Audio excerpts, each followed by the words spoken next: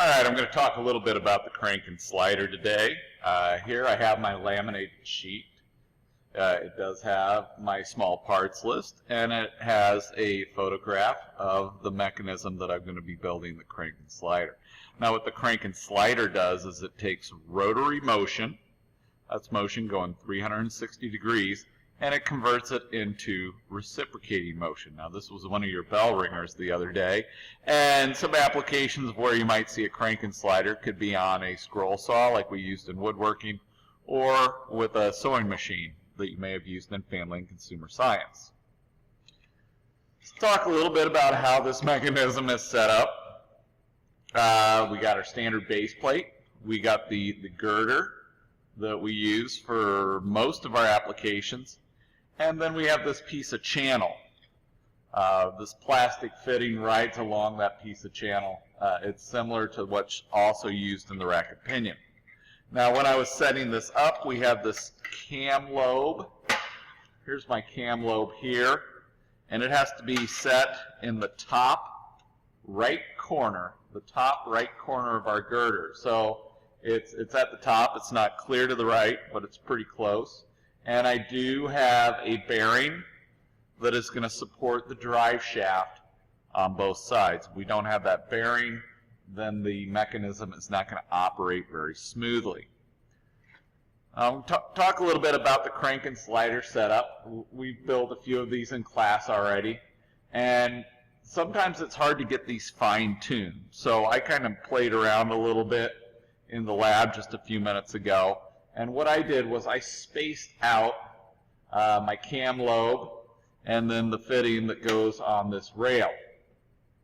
I added a couple different spacers. I added a thicker plastic one and a thinner one. So there's a thicker spacer, a thinner one, and I spaced it out the same on the other side. A thicker spacer, and then there's another thin one in there.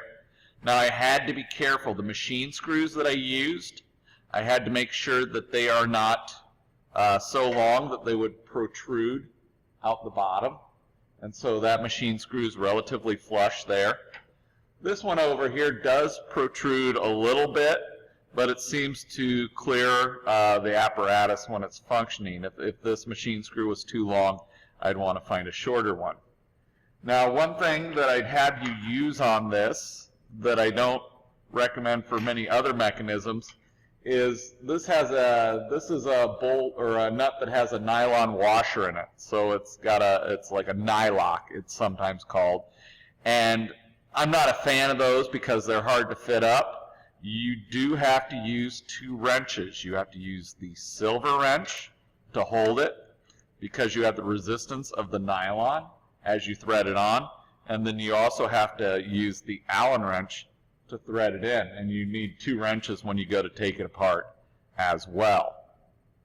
So I'm not a big fan of those, but I like it on this mechanism because it keeps it from flying apart as you're operating it. Now when you go to fit these up, you don't want them to be tight, but you also want them to be able to swivel freely. So you don't want them to have any play side to side. You have to get those snugged up, but you want them to swivel freely. The same goes for the cam lobe. Now on this rail, when I put this rail on, I did move it forward a little ways. If I left it towards the right side, if I left the rail towards the right side, I think it would interfere with the cam lobe. So I moved it far enough so that the slider stays on it, but not so far that it's going to run into the cam lobe. And I'll show you that when we get this all assembled back together. So let's get this back up and running. This fitting on the rail, you can pop that into place. Now on the drive shaft, make sure the collar is flush with the end so it's not sticking out real far. And then we'll put that through our cam lobe and through our bearings. So we want that collar in as far as we can get it. And then I'll get the other collar over here and we'll snug that up.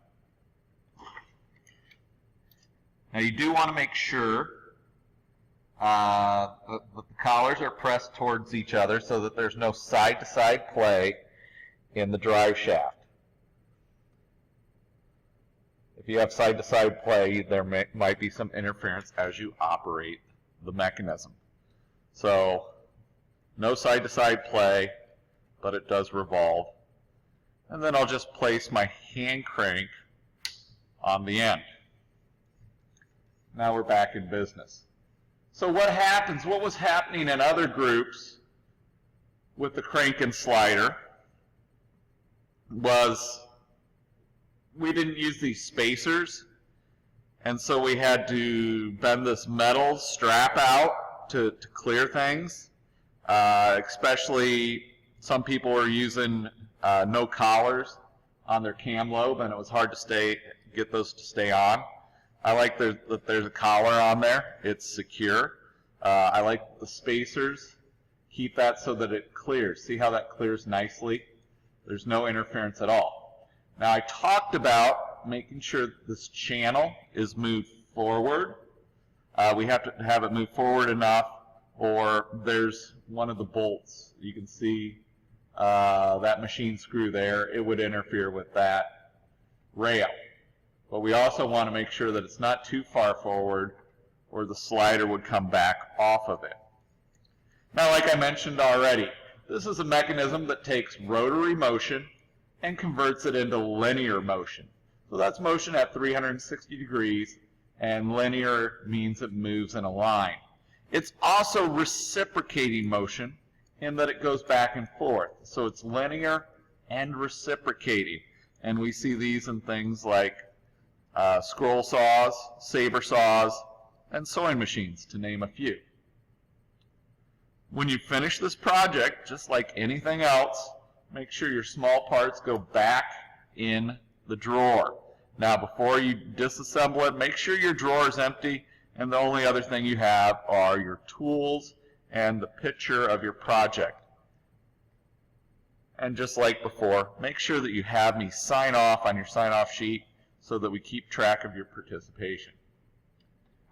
Until next time, good luck.